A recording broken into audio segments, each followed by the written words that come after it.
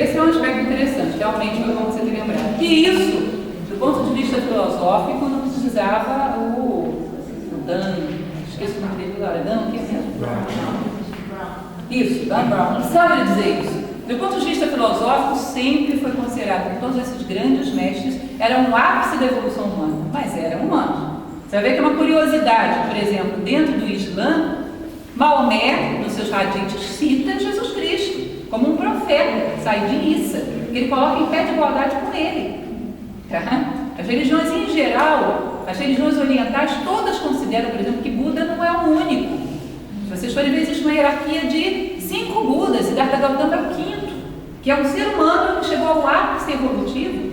Inclusive, existem 2 livros tradicionais sagrados na teologia budista, que são os Evangelhos de Avaghosha e o Alita Vistarya, que conta a sequência de encarnações que levou Siddhartha Gautama àquele nível de sabedoria, desde um homem comum até a encarnação com Siddhartha Gautama.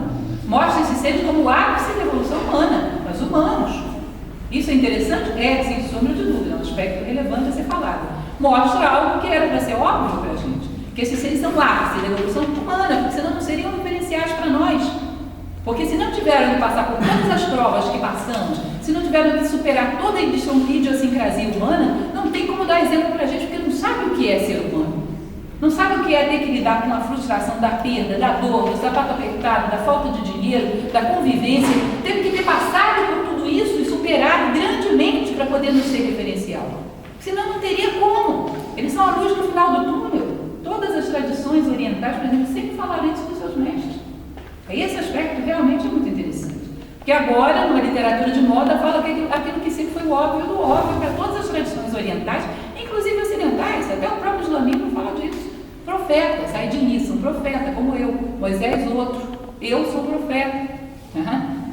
Ou seja, recupera algo que é muito tradicional. A tradição hindu, por exemplo, dentro do Bhagavad Gita, fala: toda vez que o mundo decai em virtude e justiça, venho eu, mestre, me faço homem entre os homens, trazendo a mesma eterna mensagem de amor, de verdade, de sabedoria, restaurando o bem entre os homens. Ou seja, o que ele está dizendo? Toda vez que o mundo decai em virtude e justiça, vem um ser especial, que é exemplo, referencial, mas para ser exemplo, tem que ter conquistado essa condição. Se ele recebeu isso como um prêmio de berço, isso é um mérito muito discutível. Se ele chegou aí através das próprias pernas e com um esforço próprio, ele é um referencial para nós. Porque pode nos mostrar como chegar lá, porque ele foi. Sabe o que é, Geraldo? É muito interessante isso que a Cláudia está colocando aqui. Bom, se as pessoas descobrem que Jesus Cristo não é divino, vai gerar muitos problemas. O que é que vai gerar? Vai gerar a queda da ideia da redenção e a recuperação da ideia da evolução. Porque se ele não é divino, ele é um ser que caminha com as próprias pernas até onde ele está, então é a mesma coisa que eu tenho que fazer.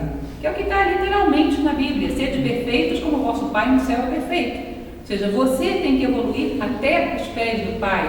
O exemplo que Jesus Cristo dá foi o exemplo do que ele fez. Ou seja, ninguém vai ao Pai senão por mim, ninguém vai ao Pai senão fazendo o que eu fiz. Isso humaniza o processo, porque significa que você caminha até o divino. Você recupera a ideia da evolução. Porque o que nós temos hoje em dia é a ideia da redenção.